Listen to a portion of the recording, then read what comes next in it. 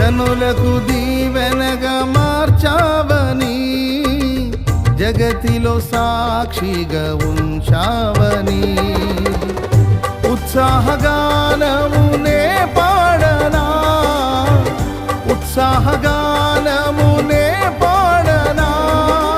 ఏదైనా నీ కొరకు చేసేందుకు ఇచ్చితివి బలమైన నీ శక్తిని. ఏదైనా నీ కొరకు చేసేందుకు ఇచ్చితివి బలమైన నీ శక్తిని. ఇది ఏ చాలును నా జీవితాంతము ఇలా నా